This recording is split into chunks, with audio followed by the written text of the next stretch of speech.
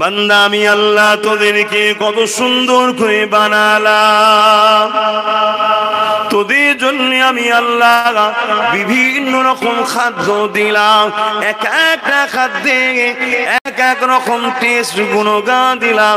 কোনোটাতে vitamin আছে, কোনোটাতে carbohydrate আছে, নানা রকম জিনিস রয়েছে, এক একটা ফলের এক একটা সুস্বাদু করেছি। এ বান্দারে, এই জমিন আমার জমিন তোদেরকে ফ্রিতে দিলাম, ট্যাক্স দিতে লাগবে না। আসমান আমার, এই আসমানের নিচে তোরা থাক, ট্যাক্স দিতে লাগবে না। এই গাছপালাতে অক্সিজেন তৈরি হয়, ওটা আমি আল্লাহ তৈরি করি, তোরা ফ্রিতে ফ্রিতে টান, ট্যাক্স দিতে লাগবে না। অথচ করোনার সময় আমরা সামান্য কিছু অক্সিজেনের জন্য 20, 30, 40, 50 হাজার পর্যন্ত বিল হয়েছে। আমার আল্লাহ বলছে বান্দা সবই তোদেরকে ফিরিয়ে দিয়ে দিলাম। যদি একবার তোরা মনে করিস আমার মালিককে দেখতে চাই, তাহলে জান্নাত ছাড়া দেখা হবে না। ওই জান্নাত আর আমাকে দেখতে গেলে ওটা ফ্রি হবে না, ওটা আমি আল্লাহ আমাকে দুটো জিনিস দিতে হবে। আল্লাহকে দেখবার শখ আছে না? নাই, ফ্রিতে হবে না। দুটো জিনিস আল্লাহ দিয়েছে, দিতে বলেছে, দিতে হবে, তাই তো নাকি? দাও।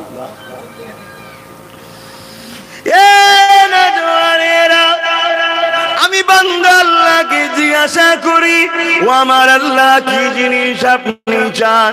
বান্দা তোর জানটা আমাকে দিয়ে দে, তোর মালটা আমাকে দিয়ে দে, এর বিনিময়ে আমি আল্লাহ পাক আমার জান্নাত আর আমার দিদারটা নিয়ে নে। এ যুবকেরা, জান কে দিয়েছে? চিৎকার দিয়ে বলো। মাল ধন দৌলত কে দেয়?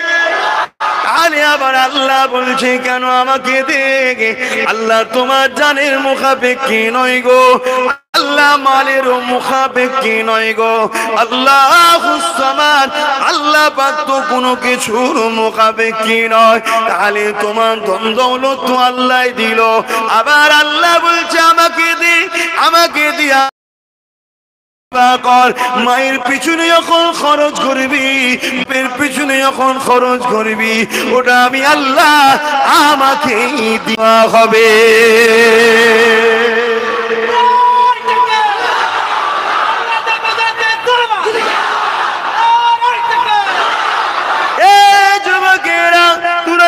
মসজিদে দিবি, ওটা আমি আল্লাহ আমাকে দিয়া হবে। তোরা যখন মাদ্রাসায় দিবি, ওটা আমি আল্লাহ আমাকে দিয়া হবে। বান্দারে, তোরা যদি তোদের বাচ্চাকেও পরনার কাপড়টা কিনে দিস, মনে রেখে দিবি ওটা আমারই সৃষ্টি, তোকে দিয়েছি ব্যবহার করতে, ওটা আমি আল্লাহ আমাকেই দেওয়া হবে। এ বান্দা, শুধু ওটাই নয়, তুই নিজে যদি পরনার কোন সুন্দর কাপড় পরিস, কিন্তু আমার রাসূলের সুন্নাত অনুযায়ী হতে হবে। ওই কাপড়টা যখন পরবি, ওটা আমি আল্লাহ আমাকেই দেওয়া হবে। এ বান্দারে, তুই ভালো মন্দ কিছু খাবি, সে যদি বলিস আল্লাহ খাইয়েছে, ওই খাবারের জন্য যে খরচ করবি, ওটা আমি আল্লাহ আমাকেই দেওয়া হলো। কত সুন্দর আল্লাহ! দেখুন, নিজেরা নিজেদের জন্যই খরচ করবে, আল্লাহ বলছে আমাকেই দেওয়া হলো। এ বান্দারে, আমি আল্লাহ ধন দৌলত দিই, আমি আল্লাহ রুজি দিই, আবার ওই রুজিকে খেয়েও নিতে পারি। তুই দিলেও কারবো, না দিলেও কারবো, তবে বান্দা আমি ধন দৌলত দিয়েছি, ধন দৌলত নিয়ে মনে রাখবি আমি আল্লাহ তোদেরকে পরীক্ষা করতে লেগেছি। ওই ধন দৌলতটা মাহফিলে লাগানো যাবে, ওই ধন দৌলতটা কিন্তু গান বাজনায় লাগানো যাবে না। ওই ধন দৌলত যেমন করে কোরআনের পিছনে দেয়া যাবে, কোরআনের মাহফিলে দেয়া যাবে, ওই ধন দৌলতটা সিনেমা যাত্রায় দেয়া যাবে না। এ বাংলারে ওই ধন দৌলতটা হালাল মালে খরচ করা যাবে, ওটা আমার রাস্তায় খরচ করা হবে। আর ওই ধন দৌলতটা যদি মদ জুয়া গাঁজার মধ্যে খরচ করি তাহলে ওটা আমার রাস্তায় হলো না। বান্দারে যে আমার রাস্তায় খরচ করবে আমি আল্লাহ তাকে জান্নাত দান করে দেব।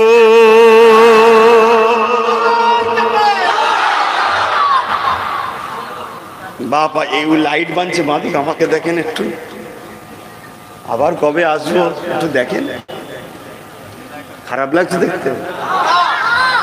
যদি এইটুকু ভালোবাসা লেখে দেখতে পারো, শুধু আমাকেও নয়, মুফতি সাহেবকেও যদি এইটুকু ভালোবাসা, যে আরে আমার মধ্যে তো কোরআন নেই, নবীর হাদিস নেই, এই মানুষটার মধ্যে কোরআন আছে, নবীর হাদিস আছে, তাই ভালোবাসি, দেখছি তোমার ছোট ছোট গুনাহ আল্লাহ মাফ করে দেবে। জোরে বলুন আল উলামা ওয়ারাসাতুল আম্বিয়া। তাদেরকে ভালোবাসার উদ্দেশ্য একটাই, তারা নবীর দ্বীনের খেদমত করে, আল্লাহর দ্বীনের খেদমত করে। তাই ওই নজরে যদি তুমি তোমার ইমামকেও ভালোবাসো, ওই নজরে তোমারও আল্লাহ নেকি দেবে। তাহলে আমাকেও দেবে, আমাকে দেখলে দেবে না? কি গো, আমি তো সেই কাজই করছি। আবার সেই নবীর ঘরের সন্তান, আমরা কুরাইশ বংশের সন্তান। আল্লাহ পাক কত ভালোবাসে তোমাকে আমাকে, সেই আল্লাহ পাক বলেছে বান্দারে আমার জন্য জানটা দে। বান্দা যদি তুই আমার জন্য জানটা না দিস আমি আল্লাহ পাক তথাপিও তোর জানকে নিয়ে নেব। যে আল্লাহকে ডাকে সেও মরবে, যে না ডাকে সেও মরবে। যে মসজিদে যায় সেও মরবে, যে না মরে সেও মরবে। যে কোরআন পড়ে সেও মারা যাবে, যে না পড়ে সেও মারা যাবে।